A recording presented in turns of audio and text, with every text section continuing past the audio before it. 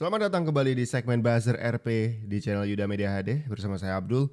Dan ngomongin soal politik nih ya teman-teman ya, kontestasi Pilpres sudah selesai dan pemenangnya adalah Prabowo Subianto di Pilpres kali ini. Saya bilang di Pilpres kali ini karena Prabowo Subianto ini adalah politisi yang sudah maju kontestasi Pilpres, kalau kehitung 2024 itu sudah keempat kalinya. 3 kali sebelumnya dia kalah dan sekarang di 2024 ini di Pilpres kali ini dia menang nih.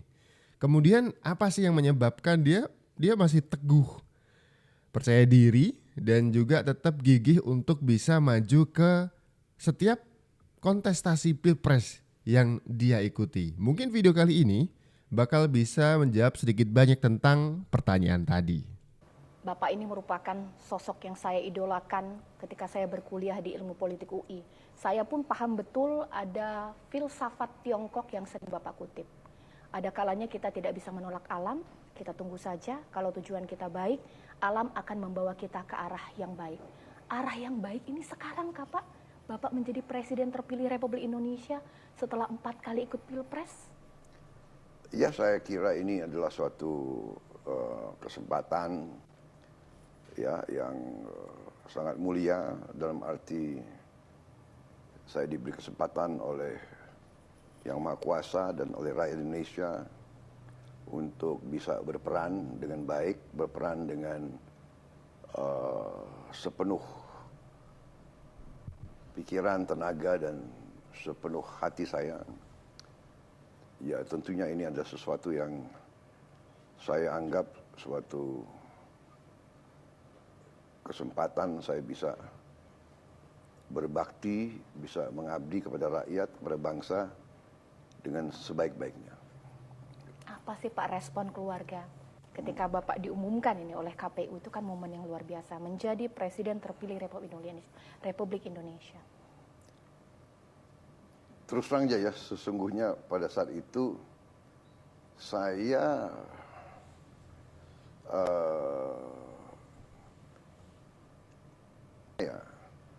perjuangan mereka-mereka yang percaya sama saya tidak sia-sia. Saya bersyukur bahwa saya bisa menerima mandat dari rakyat Indonesia, diberi kepercayaan, itu saya sangat bersyukur. Tapi terus terang saja, sejujur-jujurnya, saya tidak merasa euforia yang berlebihan. Karena saya mengerti menerima mandat itu satu bagian, tapi sesungguhnya itu baru bagian awal. Yang paling berat adalah menjalankan mandat tersebut. Jadi saya sangat sadar waktu itu bahwa sekarang saya harus bekerja keras bersama pendukung-pendukung saya, beserta semua yang ingin berbuat terbaik untuk bangsa Indonesia.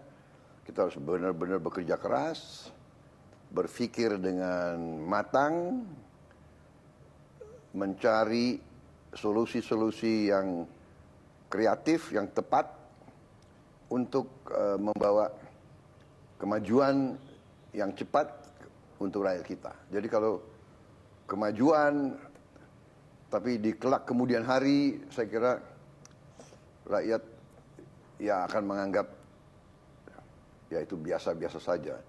Sekarang tantangannya adalah bagaimana kita bisa memberi hasil yang terbaik dalam waktu yang singkat.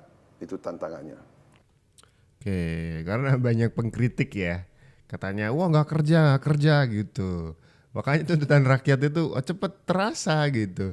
Makanya Pak Prabowo paham juga nih, rakyat pengen perubahan nasib yang secepatnya menuju ke situasi yang lebih baik kan begitu ya. Ini ada beberapa komentar, I'm okay, andalan gue ini mah. Wes ya, pendukungnya ya dulu ya. Kemudian Firman Putra, saya terharu Bapak Prabowo Subianto presiden, cuman ketika Bapak terpilih ayah saya yang bersih. Gimana sih? Saya terharu Bapak Prabowo Subianto presiden, Cuman ketika Bapak terpilih, ayah saya yang bersih keras dukung Bapak malah sudah, oh begitu. Doa baik untuk almarhum Bapaknya ya. Kemudian ada juga Rashidun Nervaza, mantap. Yati Salaman, Love General. Ada juga yang komentar, sehat selalu panjang umur Pak Prabowo, terus berjuang dengan semangat membangun negeri Indonesia. Amin. Semoga dilancarkan. Di tangan pemimpin yang baru kita banyak berharap ya. Sekali lagi, semoga kehidupan bangsa dan rakyat Indonesia dibawa menuju ke situasi dan kondisi yang lebih baik gitu. 4 kali kontestasi Pilpres. Jadi keteguhan hati untuk tetap bisa ikut dengan niatan baik ini perlu mendapatkan apresiasi. Karena sekali lagi dengan background militer untuk, kan ada banyak yang meragukan, wah backgroundnya militer pasti kalau jadi presiden nanti akan jadi presiden yang tangan besi, diktator gitu. Semua akan diatur keras dan akan memerintah dengan cara kaku kan gitu. Prabowo membantah hal ini dan kemudian kalau misalkan saya kaku nih, saya kudeta aja. Karena saya justru menghormati demokrasi Indonesia, saya ikut pemilu. 3 kali saya kalah, saya berjuang terus dan keempat kalinya saya berhasil. Ya mungkin ini pilihan rakyat kan gitu ya. Itu sekaligus menepis anggapan bahwa Prabowo akan memimpin negeri ini dengan cara yang kaku. Legowo juga tuh 3 kali kalah. Nah, ngomongin soal kelegowoan atau kebesaran hati untuk menerima kekalahan, ini gimana statement dari calon-calon lain menerima kekalahan Pilpres di 2024 ini? Coba kita cek video yang satu ini. Pak, saya mau nanya Pak, waktu Bapak dimajukan ya, Bapak pasti udah hitung nggak mungkin. Kata Abah Hanis, kami bisa menang menangnya kalau kecil atau Pilpres enggak kemarin waktu Bapak masuk hitung 2 awal. putaran. Sebenarnya kalau Masih. bicara hitung, kita lihat kalau calonnya hanya 2, Kalau calonnya hanya 2. maka risikonya besar sekali. Oke. Tapi kalau calonnya ada 3, maka kami optimis bisa sampai putaran kedua. Oh, itu yang dikejar. Kami bisa, jadi saya sampaikan itu, kami bisa menang bila berhasil masuk ke putaran kedua. Karena ketika putaran kedua, maka kita punya waktu lebih panjang lagi Iya. untuk memberikan materi kampanye kepada rakyat. Iya. Jadi kampanyenya waktunya kurang. Gitu. Kalau menurut Anies sih, kalau bisa masuk ke putaran kedua dia yakin bakal bisa menang gitu. Ini ada beberapa komentar perlu kita baca. Kalau sih ya, Kick Andy pernah berkata Anda ini berbahaya sekali. Ya ini saya ingat ya. Videonya waktu itu adalah kemenangan Anies versus Ahok di Pilgub Jakarta. Kemudian setelah diumumkan menang, Anies ini ada orasi di depan kediamannya mungkin waktu itu ya, saya lupa. Dia bilang ini adalah kemenangan pribumi. Nah itu, kalimat itu yang kemudian dikomentarin oleh Andi F. Noya yang mengatakan Anda ini berbahaya sekali. Dengan statement kita menang melawan pribumi, itu serta-merta menjadi pisau tajam, menjadi pemecah belah warga di Jakarta sana yang menganggap bahwa lawan sebelah yang kalah adalah bukan anak bangsa gitu. Kan kalimat pribumi ini seakan-akan sebagai orang yang asli dari Jakarta kemudian melawan orang yang bukan anak bangsa gitu, pendatang atau seterusnya. Ini kalimat yang kemudian oleh Andi F. Noya dikritik kepada Anies Baswedan ya. Anda ini berbahaya sekali. Itu dia. Saya ingat itu video itu. Sampai kemudian di Mary Riana, Ahok mengatakan, wah saya kesel banget sama Anies Baswedan. Jadi kalau misalkan di kontestasi selanjutnya saya dipasangkan dengan Anies Baswedan, oh itu tidak akan pernah terjadi gitu kata Ahok waktu itu di salah satu podcast di Mary Riana ya. Oke, cuman kalau Ganjar gimana nih? Ganjar gimana? Oh ini. Mas, apa yang terjadi dengan Masih kita tidak tahu bisa karena Mas menerima Ganjar ya? 2 periode jadi gubernur di Jawa Katanya Tengah, ada pasti banyak lama tekanan tinggal di di sana. sekarang tinggal di Jogja, apakah sekarang selain karena jabatan sudah habis ya, apakah sekarang kalau ke Jawa Tengah itu rasanya berbeda tidak? Kita tahu hasil Mas Ganjar di Jawa Tengah itu ternyata tidak menang di Jawa Tengah untuk suara Mas Ganjar. Apakah ada kekecewaan juga di situ, Mas Ganjar? Enggak. Masyarakat punya preferensi untuk memilih. Ketika preferensi ini mau dipilih, ada faktor internal dia ingin memilih seseorang, eksternal tekanan. Tekanan ini banyak. Banyak cerita yang kemarin disampaikan. Bahwa tidak diakui nggak apa-apa. Tapi cerita, ya Pak, kemarin dapat beras. Itu kan kemarin sudah dibahas di Mahkamah Konstitusi ya. Dan dinyatakan bahwa tuduhan itu tidak benar gitu. Yang memutuskan hakim konstitusi sendiri. Ini masih diangkat-angkat nih sama Ganjar. Nggak apa-apa. Non sewu loh Pak. Gitu. Ada yang menyampaikan, maaf ya Pak ya. Ya sebenarnya saya menyesal, tapi bagaimana Pak? Karena kondisi saat itu di kampung kami seperti ini. Oh enggak saya kelas itu.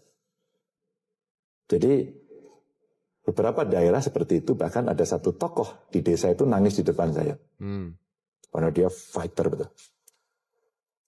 Maaf Mas, saya nggak bisa optimal. Kalah ya desamu ya. Enggak. Dia menang Mas.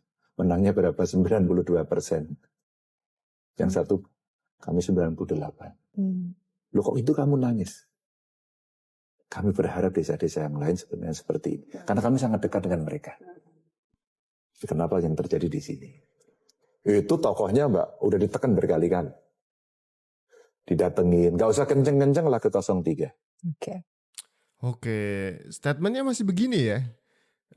Walaupun mengatakan legowo, tapi tuduhan-tuduhan kecurangan kemarin tuh masih benar-benar diangkat.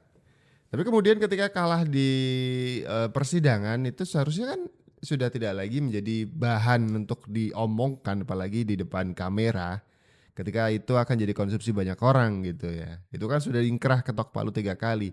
Katanya kalau putusan hukum itu kan final dan mengikat gitu. Jadi ya sudahlah. Harusnya kan begitu ya. Kita baca beberapa komentar juga nih. Saya salut sama Pak Ganjar tetap konsisten dari awal sampai sekarang tetap kemelinti. Kemelinti itu bahasa Indonesianya tetap songong gitu. Wah, iya. Alex Hasan. ASN Boyolali yang didesak harus pilih Ganjar itu gimana Pak? Wah, yang mana nih? Saya belum tahu nih beritanya. Wah ada tuh. Itu gimana nih? Coba yang tahu beritanya coba kasih link di kolom komentar. Saya pengen tahu nih. Ada juga Dedi. Petani Jateng ditekan Ganjar susah cari pupuk akhirnya ke Pak Prabowo. Ini pengakuan Pak ya. Mungkin bisa ditelusuri juga nih. Salah satu yang sudah ngaku susah cari pupuk nih petani Jateng. Titik koma, sampai sekarang belum legowo aja Pak Ganjar. Sebagai pihak yang kalah ya agak sulit mungkin. Kami mencari saksi sulitnya minta ampun. Apa enggak kok sulit? Sudah ngomong bersemangat dengan saya tiba-tiba, bro, jadi saksi ya besok ya. Jangan saya lah. Jangan saya lah, kita udah diteleponin gini, ditakuti begini. Saya ada voice-nya Pak. Voice Ada note mungkin ya. Kau pilih siapa? Loh kok tidak pilih ini? Anakku besok tak pindah ke Papua loh. Padahal ke Papua asik juga sih sebenarnya. Tapi dia kemudian dibikin takut. Voice-nya masih ada. Saya simpan. Wah, seharusnya yang begini-begini dihadirkan ke ruang sidang sebagai bukti gitu. Bukti ada tekanan-tekanan ke masyarakat. Kan bisa tuh ya kalau memang ada buktinya. Mbak, cerita ini makin banyak. Maka sebenarnya kalau gelanggang politiknya itu fair, saya kok confidence waktu itu. Bismillah begitu ya. Tapi ketika kemudian seperti ya sudah. Jadi statementnya Ganjar adalah kalau gelanggang politiknya fair, dia yakin, dia pede, dia yang menang di Pilpres 2024 kemarin. Begitu. Komentar dari Bambang Gedi. Jujur tolong psikolog didampingin Pak Ganjar biar hatinya bisa legowo dan sehat lahir batin, tidak stres. Ada juga 2029 kalau ada Ganjar gua akan pilih lawannya biarpun itu gedebok pisang. Jangan gitu. Kemudian ada juga diriku dirinya. Kemarin sudah disediain panggung MK. Kenapa nggak buka voice note-nya di sana? Bener. Kemarin itu harusnya adu bukti gitu di sana. Bukannya malah dibuka di media ya. Ya emang media bisa menghukumi hasil pilpres. Sengketa hasil pilpres kan tidak bisa. Yang bisa menyelesaikan sengketa hasil pilpres PHPU ya. Ya kemarin itu di Mahkamah Konstitusi kan gitu. Ada lagi Arsat. Anjir, dia masih menghayal jadi presiden. Bukan menghayal. Masih teguh untuk tetap seperti apa yang dia ya ini rencanakan, kan maju itu kan harapannya menang kan gitu ya. Oke. Nah sekarang kan sudah di tangan Pak Prabowo ya. PHPU di MK sudah dimenangkan oleh Pak Prabowo dan Gibran. Kemudian sudah ditetapkan juga oleh KPU 24 April. Dan sekarang tinggal menunggu pelantikannya saja. Nah ini dengan melihat situasi kubu 01 yang calonnya masih belum legowo juga. Bukan dia berpikir dia akan bisa menang gitu ya kan. Calon 03 Ganjar Pranowo tadi juga begitu, masih dongkol gitu. Kalau politiknya fair, dia pede bisa menang gitu kan, masih belum legowo.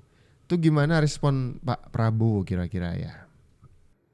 Saya sangat optimis karena saya yakin siapapun yang sekarang tidak percaya sama saya, kasihlah saya kesempatan dengan tim saya, dengan wakil presiden saya dan seluruh nanti koalisi saya, berilah kesempatan kami untuk membuktikan strategi kita, program-program kita akan membawa kebaikan kepada bangsa dan rakyat Indonesia.